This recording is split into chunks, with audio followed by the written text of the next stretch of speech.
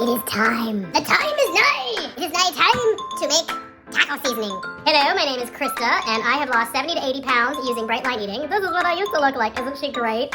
And we're gonna make my taco seasoning recipe today.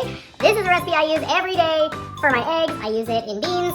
I use it on meat. I use it all the time. It is just spices. There's no salt. There's no cornstarch. Nothing. It's great for pretty much any food plan, any allergy sensitivity. Take a screenshot. It's going away. 3, 2, 1.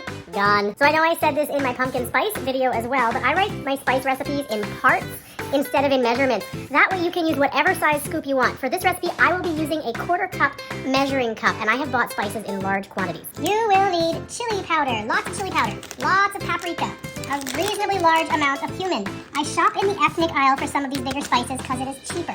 Onion powder, garlic powder, oregano, and if you want, cayenne pepper to make it a little bit spicy. There's not really a whole lot to making this. All you have to do is put your spices together in the measurements on the card and stir together and store it in an airtight container. That's really it. I make several spice blends, and that may sound like kind of a Martha Stewart thing to do, but it's actually not. What it is a self-care thing, and especially when you eat a food plan without sugar or flour, it can be really tricky to find spice blends that don't contain sugar or some form of flour as like an anti-caking agent. So here you can see I'm stirring it all together, and all that I do after it's fully combined is I portion it out into airtight containers. Some of it goes into a little spice jar that I use, and some of it goes into big mason jars so that I don't have to make spices all the time. I like to make it once and have it last me several months. So some other spice blends that I make, and these are actually really easy to find recipes for on the internet. I make a pumpkin spice blend, I make a gingerbread spice blend as well. I also make a hot Italian sausage seasoning blend. This is really good, especially for plant-based proteins, but also if you just want to have ground turkey and have a sausage flavor without any of the chemicals. Another thing that's good to look up is a breakfast sausage seasoning recipe. There's lots of those out there as well. Lots of sage and pepper, and you're basically good to go.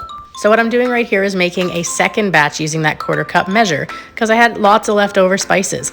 I like to make it like quarterly, honestly, and I use so much. Between me and my family, we eat a lot of Tex-Mex kind of food, so we go through taco seasoning pretty quickly. And when you make a big batch like this, then you don't have to make it as often, and it's really not a big hullabaloo. It's really not. And now I can have Italian sausage, I can have breakfast sausage, I can have delicious fall spices on my fruit. I don't feel deprived, and I also don't end up having cravings because the food I'm eating is clean, pure, and good for my body. I hope you enjoyed this, and I hope you'll try this recipe. It's so good.